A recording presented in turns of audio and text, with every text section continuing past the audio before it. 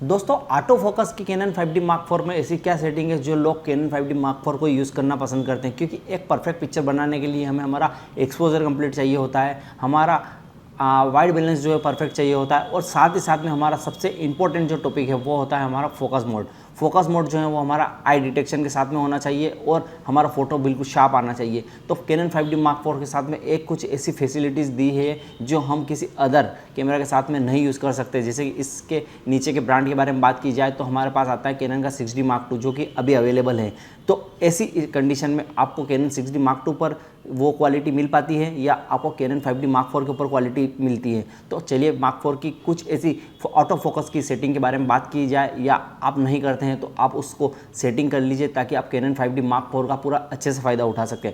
जैसा कि पहले से मैं बता देता हूँ आपको कि हम जब हॉरिजेंटल पिक्चर क्लिक करते हैं और जब हम अचानक से वर्टिकल पिक्चर क्लिक कर देते हैं तो हमारा फोकस मोड जो है हमको ऊपर नीचे ले जाना पड़ता है। फोकस मोड मतलब जैसे कि हमारा जॉयस्टिक से हम उस फोकस को हमारे फेस के ऊपर ले जाएं, फिर हम फोटो क्लिक करें, या फिर हम वापस से हॉरिजेंटल पर आते हैं तो हमारा फोकस जो वर्टिकल पे हमने सेट किया था वहीं रह जाता है और फिर हमारा सेंटर पॉइंट पे लाना पड़ता है फोकस को, फिर हम फोटो क्लिक करें। तो इसमें हमारा टाइम जो थोड़ा वेस्ट हो जाता है। लेकिन 5D Mark IV जो है हमें ऐसी फैसिलिटी के साथ में मिलता है जो हमारे 3 फ्रेम को बहुत अच्छे से बना सकता है। हम चाहे वर्टिकल फोटो क्लिक करें या हम हॉरिजेंटल क्लिक करें।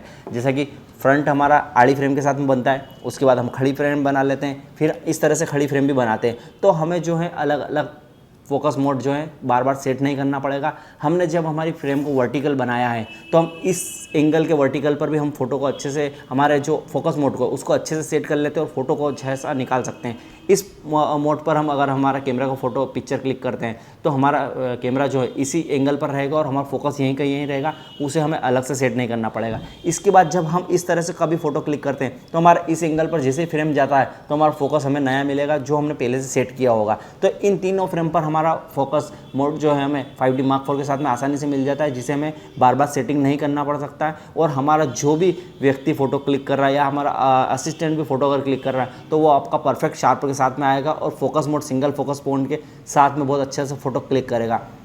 यदि दोस्तों आपको इस 5D Mark IV के इस फीचर्स के बारे में नहीं पता थी तो प्लीज़ आप अपने 5D Mark IV के साथ में यह फीचर्स सेट कर लीजिए और आपकी फ़ोटो क्वालिटी को बहुत ज़्यादा बेहतर बना सकते हैं।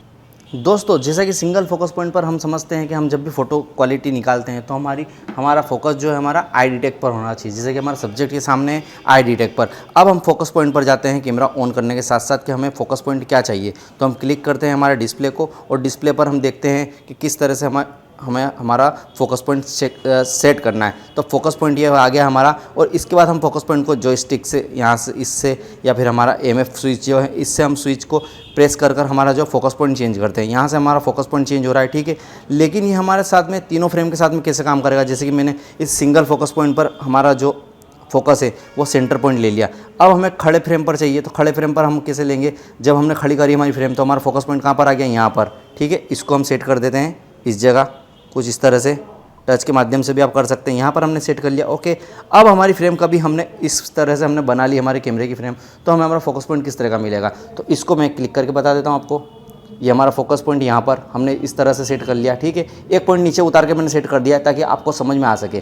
तो अब हमारा फोकस पॉइंट, अगर हम सीधी फ्रेम पर फोटो क्लिक करते हैं, हमारा हॉरिजेंटल पर हम क्लिक करते हैं तो हमारा फोकस पॉइंट कहाँ आएगा, ये देखिए 20 सेंटर पर हमारा फोकस पॉइंट है। अब हमें खड़ी फ्रेम करी हमने जैसे ही, तो हमारा फोकस पॉइंट कहाँ चला गया, ऊपर अपने आप। हमने जो सेट किया था वहीं पर है, कहीं से कहीं तक जा रहा है। ताकि आप खड़ी फ्रेम और आड़ी फ्रेम जब भी बनाएं, हॉरिजेंटल वर्टिकल पिक्चर जब भी बनाएं, आपको आपका फोकस वहीं मिलेगा जहां आपने लास्ट सेट किया है। यदि आप सिंगल फोकस पर काम नहीं करना चाहते हैं, आप इस फ्रेम पर आपको ऑटो फोकस चाहिए, तो आप इससे ऑटो फोकस को भी सिलेक्ट कर सकते हैं। यहाँ हमने ऑटो फोकस जो है 90 पर सिलेक्ट कर दिया, ओके। ये हमारी ये वर्टिकल फ्रेम पर हो गया है। अब हम इस पर देखते हैं तो हमारे यहाँ पर सिंगल है। अब हमने वापस से फ्रेम बनाई तो हमारा जो फोकस इस मोड पर आ गया। यह सेटिंग आपको किस जगह मिलेगी, मैं आपको कैमरे में ऑप्शंस बता देता हूँ, जो कि हमारा 5D Mark IV जो है सबसे बेस्ट तरीके से हमें ऑटो फोकस की सेटिंग बताता है। तो आपको ये फीचर मिलेगा इसमें ऑटो फोकस के अंदर। ऑटो फोकस का जो सेक्शन है इसके अंदर आपको जाना है 4 नंबर के ऑप्शंस पर। 4 नंबर के ऑप्शंस के अंदर आपको मिलेगा ओरिएंटेशन, लिंकेट, ऑटो फोकस, पॉइंट, ओके। इस लिंकेट को आप जब क्लिक करेंगे तो यहाँ आपको ऑप्शंस मिल जाएंगे। इस पे आप आसानी से देख सकते हैं कि आपको फोकस के माध्यम से ही बता रखा है कि आपको किस तरह का फोकस चाहिए। तो आपको बीच वाला ऑप्शंस को ओके कर देना है, सेपरेट ऑटो फोकस PTS पर एरिया प्लस PT। तो इस पे आप अगर ओके करेंगे तो आपके तीनों फोकस पॉइंट जो हैं अलग अलग तरह से चलेंगे और आप जैसा चाहेंगे वैसा सेट हो जाएंगे।